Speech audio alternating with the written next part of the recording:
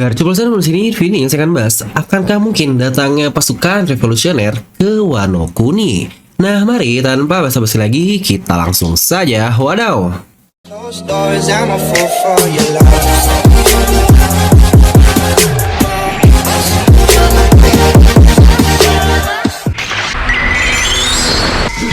Nah, seperti biasa, sebelum lanjut video ini, jangan lupa untuk subscribe dan juga nyalakan bel notifikasinya ya. Karena kalian tidak akan tertinggal yang masih menarik seputar One Piece hanya di channel Devil Nomi.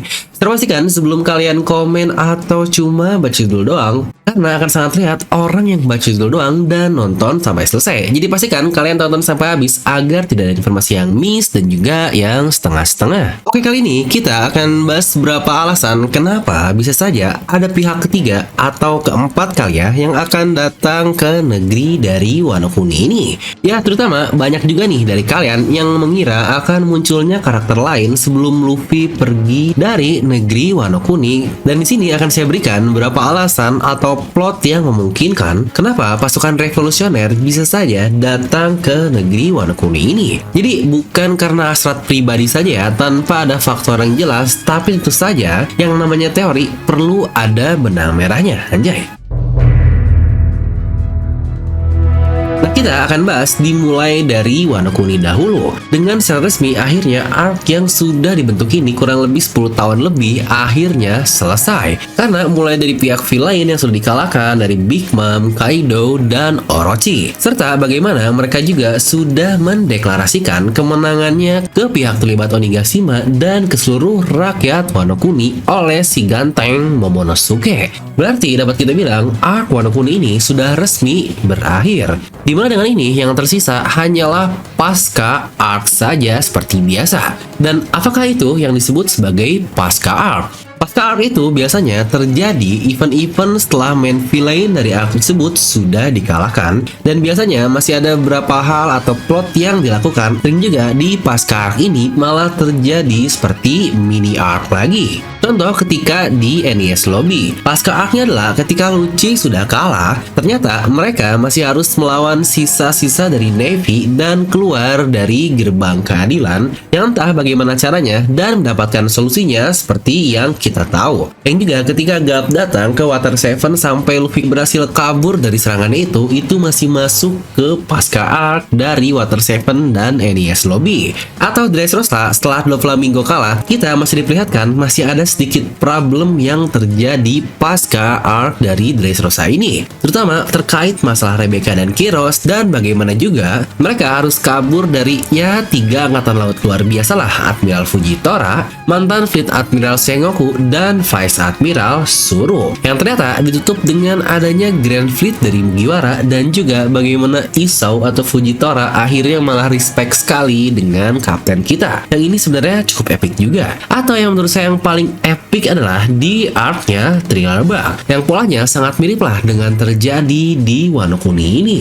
Mulai dari penyerangan tengah malam lah, datangnya daun yang hubungannya dengan bayangan di Thriller Bark, lalu juga Luffy yang aktifkan kekuatan barunya, di sana disebut Nightmare Luffy, dan di Wano adalah Gear 5-nya. Lalu juga hubungan antara Kaido dan Moria yang pernah bertarung dan Moria kalah. Ini sebenarnya sudah sebuah paralel yang sangat luar biasa menurut saya antara arc Thriller Bark dengan Wano Kuni, dimana pasca arc-nya itulah yang paling gila. Setelah susah payah mengalahkan satu Shichibukai, muncul Shichibukai yang lain, dan itu adalah Bartholomew Kuma. Munculnya problem baru di sini, dimana dia ingin mengambil kepala dari Luffy Senchou, yang akhirnya problem pun diselesaikan oleh, ya benar, satu momen terepik termerinding yang mungkin pernah terjadi lah di suatu cerita shonen kali ya untuk bagian ini, yaitu saat Zoro menundukkan kepalanya dan meminta biar dialah yang kepalanya diambil. Walau sempat diintervensi oleh Sanji, tapi Zoro tetap teguh. Dia akan mengambil semua luka Luffy,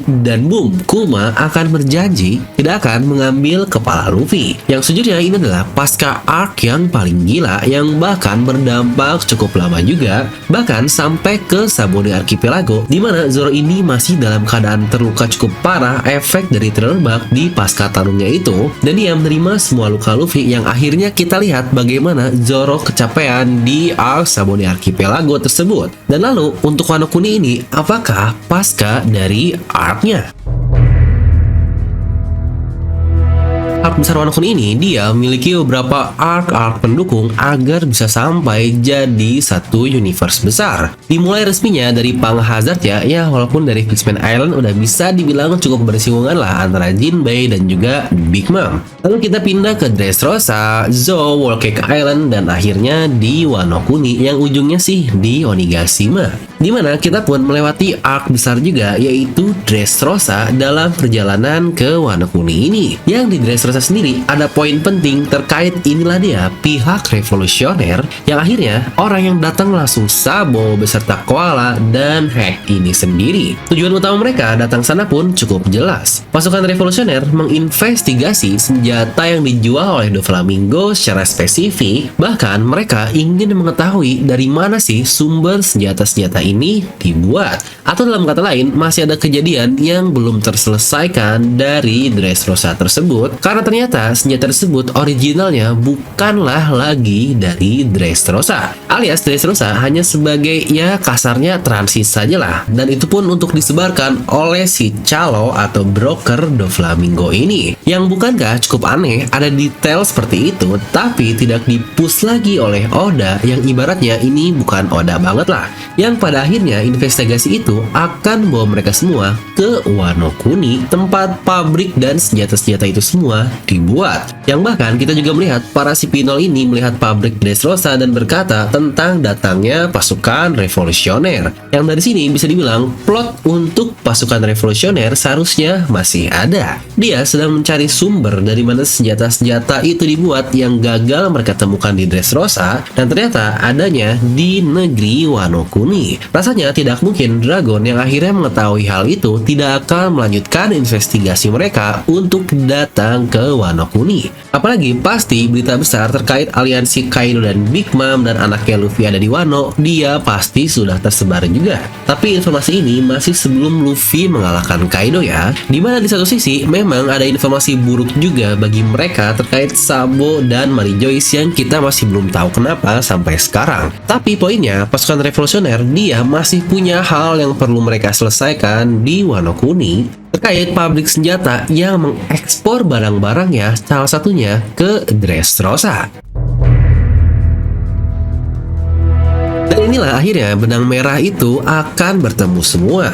Pemerintahan dunia yang kita dengar dari Lucci bahwa akan buat Wano Kuni berada di bawah yurisdiksi mereka, yang dikatakan mereka juga sudah datang di Wano Kuni tapi masih ada di bawah kaki Zunisa. Revolusioner yang notabene musuh pemerintahan dunia juga, mereka punya kepentingan di negeri Wano Kuni ini yang seharusnya ini pasti akan memiliki plot yang akan terbentuk nanti. Yang sejujurnya saya malah merasa ini saatnya bagi Dr. Vegapunk juga untuk muncul karena dia ini sangat banyak sekali bersinggungan dengan arc Wano Kuni dan juga dengan segala hal yang berhubungan dengan artificial devil fruit atau buah iblis buatan. Mulai dari Smile, lalu juga buah iblis yang dimakan Momonosuke, dan masih banyak lagi. Serta lagi-lagi jika Vegapunk, biasanya admiral yang ada hubungan dengan Vegapunk ini pastinya adalah Admiral Kizaru. Dan bukankah Kizaru juga yang berkata kepada Sakazuki atau Akainu apakah dia akan datang ke Wano Kuni atau tidak? Dimana ini mungkin nanti akan sama seperti sebelumnya saat Kuma datang dan mereka memanfaatkan keadaan. Disinilah akhirnya Dragon atau entah siapa itu dari pasukan revolusioner akan menolong pihak kita. Kurang lebih samalah seperti bagaimana Rayleigh yang datang menolong kru topi jerami saat Kizaru mau menyerang mereka di Sabondi Archipelago. Yang bahkan di tempat yang sama itu kita melihat dia ingin membunuh Zoro sebelum time skip. Lagi-lagi bahkan sama seperti sekarang, Zoro dalam keadaan yang bisa kita bilang ya sekarat juga. Nah jadi itulah menurut saya beberapa faktor penting kenapa pasukan revolusioner bisa saja datang. Tapi lagi-lagi ini semua hanyalah teori semata. Jangan langsung menganggapnya ini menjadi sebuah fakta. Dan kira-kira kalau menurut kalian jika selain pemerintahan dunia atau revolusioner army, siapa lagi kah pihak yang akan memungkinkan datang ke Wano Kuni ini? Apakah Shanks? Apakah Kurohige? Kalian bisa langsung tuliskan pendapat kalian di kolom komentar di bawah. Seperti biasa sebelum itu, buat kalian para pecinta DNM, sedang ada diskon untuk kaos menarik yang berhubungan dengan video kita kali ini, yaitu para revolusioner, anjay. Dimana desain dengan tulisan Revolutionary Army dan quotes yang luar biasa. You can jail a revolutionary, but you cannot jail the revolution. Ini mantep banget. Dan harga sedang diskon sekali dari 150.000 hanya ke 99.000 saja. Untuk pembelian pun bisa bayar di tempat alias COD, dan kalian pun akan mendapatkan gratis biaya kirim. Lagi-lagi promo ini sangatlah terbatas sekali, yaitu hanya untuk 25 pembeli pertama saja. Jadi tentu saja ini adalah siapa yang cepat dia yang dapat. Ya berdoa aja ya, semoga bukan Babang Zoro yang jadi kurirnya biar nggak ada yang nyasar, asik. Nah, buat kalian juga yang ingin cari desain yang lain, bisa langsung ke tokonya ya. Bisa buka ke Shopee, Tokopedia, dan WA juga dengan klik link di deskripsi video. Nah jadi itu untuk video kali ini, kalian bisa langsung tuliskan pendapat kalian di kolom komentar di bawah. Dan seperti biasa, semoga kalian terhibur dengan video ini. Like aja kalau kalian suka, dislike aja kalau suka, jangan lupa untuk subscribe dan juga share video teman kalian. Gue Devion pamit and I'll see you guys next time.